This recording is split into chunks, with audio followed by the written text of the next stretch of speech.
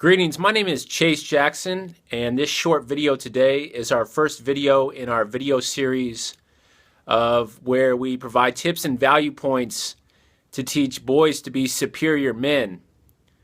And one of the hardest things to do as a parent is to discipline your children successfully that will build sustainable life-building results. And the short topic of our video today is on applying a state of disinterest when disciplining your child. When our kids do something wrong, it is natural to get angry. That is inescapable.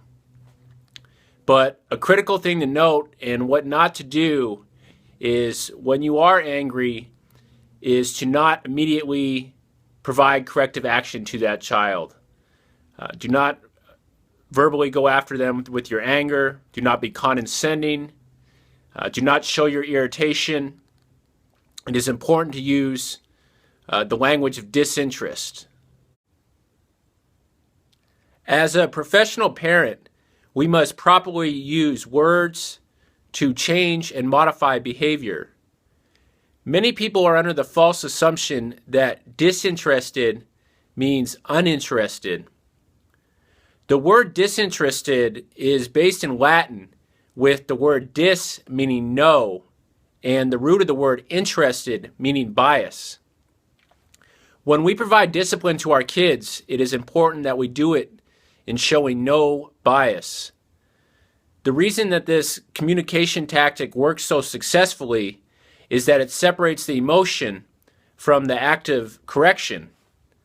The more anger and condescension and irritation that you show toward your child, the more excuses they have to not listen to you and to not change or modify their behavior. Imagine a father and his son yelling back and forth at each other. Who is in the wrong and who is benefiting from that? And maybe the best question is which one of these parties really needs to work on their listening? This same concept and protocol works if you are in a leadership or managerial position in your professional career. When applying corrective action to one of your employees, don't unleash your emotions. Don't raise your voice. Don't show your anger. Don't show your irritation. Because what that employee is going to do is he or her is just going to say, you know what? This person is just getting on me because they don't like me personally. And nothing that I'm doing at work or my job responsibilities. And this provides no benefit to you, the leader, no benefit to the employee, and no benefit to the organization.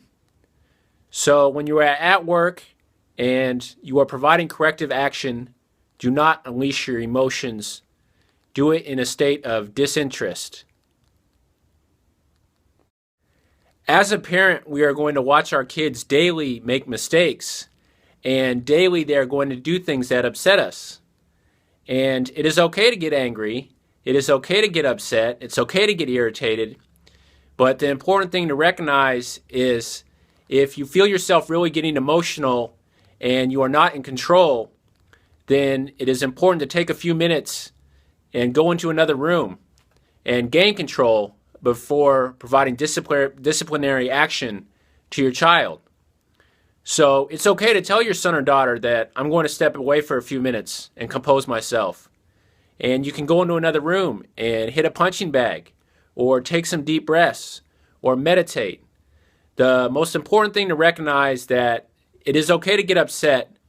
It's just there must be a clear distinction between showing emotion and applying corrective action. It is common knowledge that kids learn from watching their parents or whoever is raising them. And much of what we teach and fail to teach them is what they carefully and astutely observe. When applying discipline and corrective action, it is natural to use emotion and show anger and irritation. That's just natural language, and that's naturally what we do. It's common practice. I know it's something that I've done in the past and I'm trying to overcome.